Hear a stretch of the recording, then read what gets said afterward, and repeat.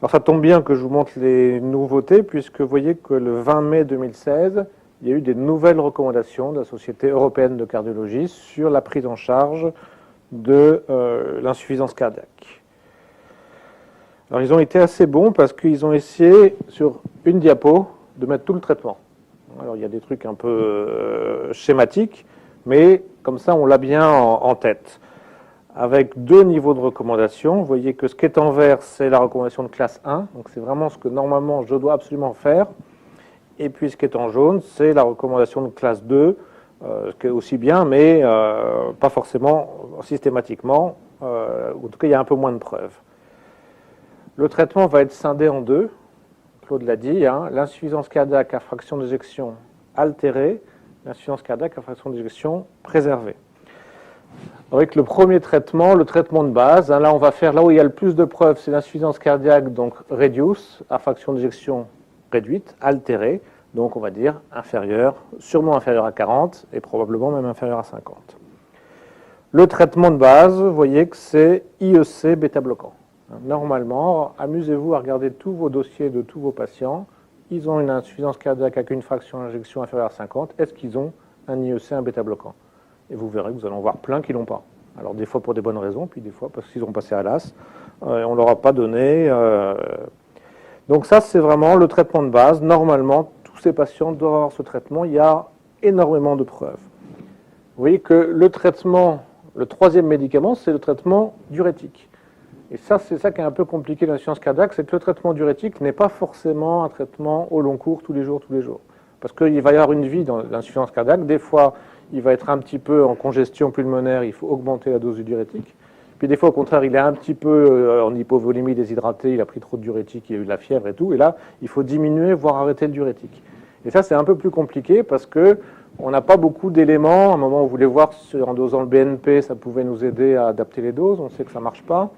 Donc c'est un peu la clinique. S'il y a des œdèmes, on sait qu'il faut augmenter les diurétiques. Si le patient est plus essoufflé, il faut augmenter les diurétiques. Et puis si par contre il a perdu plein de poids, il a plus d'œdème et puis que la créatinine commence à monter, c'est qu'il est plutôt sur le versant un peu déshydraté et je dois diminuer le diurétique. Donc ça c'est plus compliqué parce que c'est pas comme le bêta-bloquant l'IEC, c'est pas compliqué. Je mets la dose, éventuellement j'essaye d'augmenter, mais je ne vais pas arrêter, remettre. Le diurétique, vous voyez que c'est bien marqué, hein, je le mets seulement s'il y a des signes de congestion, éventuellement, sinon je peux l'arrêter. Hein, donc c'est pas du tout la même chose. Je vous ai dit, si l'IEC n'est pas toléré, on peut éventuellement donner des ARA2. Il y a eu des études faites avec des ARA2, avec des gens âgés, et un bénéfice aussi qui s'observait, vous voyez, même chez les plus de 75 ans, il y avait un bénéfice avec moins d'événements. Donc d'abord l'IEC, si on tousse, on peut éventuellement mettre un ARA2. Mais il ne faut jamais mettre IEC plus ARA2. Hein, ça, c'est maintenant une contre-indication. On a un moment, on l'avait dit qu'on pouvait le faire, notamment chez les gens qui ont des protéinuries, tout ça. Maintenant, c'est contre-indication. Il y a eu des études, il y a eu plus de morts que de bénéfices, donc c'est plus une association qu'on fait. Donc il faut mettre un IEC, il faut mettre aussi un bêta-bloquant, et on a des données chez des gens âgés dans une étude qui s'appelle l'étude senior. Vous voyez que les gens ont ici quand même 76 ans de moyenne d'âge, hein, donc ce qui est quand même pas mal pour un essai randomisé. Et vous voyez que quand on regarde les événements, je fais plus d'événements sous placebo ici, je fais moins d'événements de façon significative sous le bêta-bloquant, qui est ici le nebivolol. Hein. Le nebivolol, c'est celui qui a été le plus utilisé chez des gens âgés, et sur un critère qui est mortalité ou hospitalisation cardiovasculaire. Donc, je dois mettre un IEC, je dois mettre un bêta-bloquant, il y a plein de preuves. Pourquoi je vous ai dit qu'il faut faire attention avec les anti-aldostérones? Les anti-aldostérones, il y a des preuves chez des patients de 60 ans. Mais il y a très peu de données chez les très âgés. Et ce qui s'est passé, c'est qu'il y a une étude qui s'appelle l'étude RAL ici, qui avait montré que chez des gens, vous voyez la moyenne d'âge 65 ans, il y avait une diminution de la mortalité. Donc on a donné au début des anti-aldostérones à des gens qui étaient plus âgés. Et donc ça, c'est une étude qui a été publiée dans le New England où ils ont fait ça sur population au Canada, en Ontario, mais ils avaient 78 ans en moyenne d'âge, ces gens-là. Et qu'est-ce qu'ils se sont aperçus? Il n'y a pas eu de diminution de la mortalité, il y a eu plutôt une augmentation des décès par hyperkaliémie, parce que les gens avaient IEC anti-aldostérone, spironolactone, et ils ont fait des hyperkaliémies, donc il y a eu plus de morts. Donc on a eu un effet inverse. Chez les moins de 65 ans, Chez les gens de 65 ans, ça va, mais chez des gens de 78, 80 ans, oui, il y a eu, à partir du moment où l'étude RALS a été publiée, alors qu'avant il y avait ce taux-là de mortalité dans le pays, ben hop, il y a eu beaucoup plus de mortalité.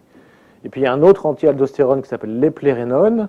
Et vous voyez que l'éplérénone, quand on regarde vraiment l'étude, il n'y a eu que 330 personnes de plus de 75 ans, c'est même pas des 80 ans.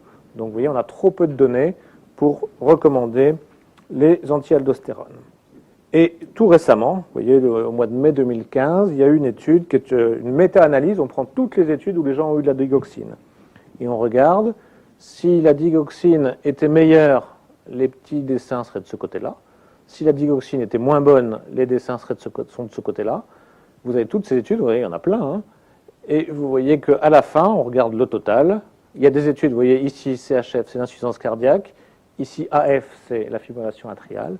Eh bien, quelle que soit la pathologie, on prend en total, il y a une augmentation de la mortalité qui est retrouvée dans toutes les études quand on fait cette méta-analyse. Quand c'est la FA, il y a la fibrillation auriculaire, il y a une augmentation presque de 30% de la mortalité. Quand c'est l'insuffisance cardiaque, il y a une augmentation de 14%. Et quand on poule tout ça, ça fait une augmentation de 21%. Donc c'est pour ça que maintenant, la digoxine, elle est quasiment plus recommandée. C'est seulement celui qui ne peut pas supporter les bêta-bloquants parce qu'il est asthmatique, à qui on ne peut pas donner l'ivabradine parce qu'il est en fibrillation. Je dis qu'il faut le donner que si c'est en rythme sinusal et qui est très rapide. La seule façon de le ralentir, à ce moment-là, ça serait la digoxine. Hein, sinon, on ne peut pas donner. L'autre moment où on peut donner la digoxine, c'est quelqu'un qui est en pleine OAP. Vous savez que le bêta-bloquant, on va le donner à distance de l'épisode d'OAP. Donc il faut d'abord donner des diurétiques et ensuite on donne le bêta-bloquant. Donc en pleine OAP, pendant quelques jours, on peut donner la digoxine. Et puis une fois que l'OAP, il n'y a plus de crépitant, on arrête la digoxine et on met le bêta-bloquant.